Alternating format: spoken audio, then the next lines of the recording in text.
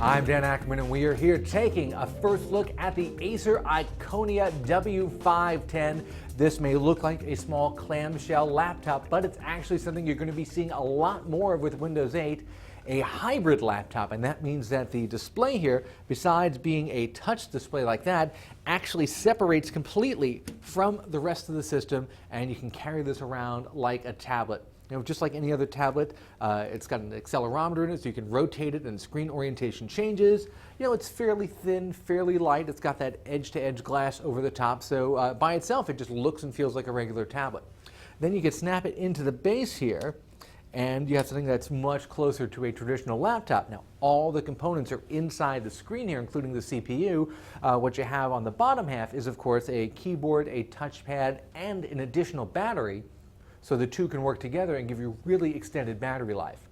Now the concept's pretty cool. I've got two things that are giving me pause about both the W510 and a lot of the other upcoming Windows 8 hybrids that we've seen.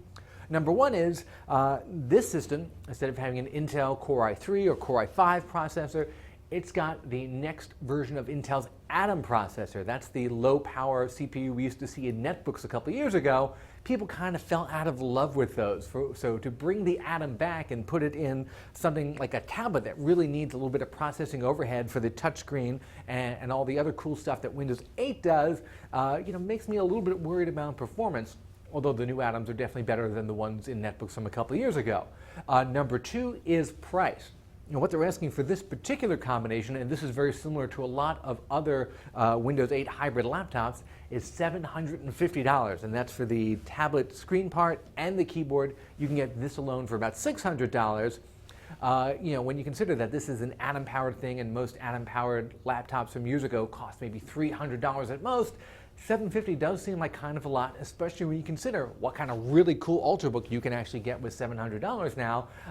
You can get a pretty good one. I'm just saying.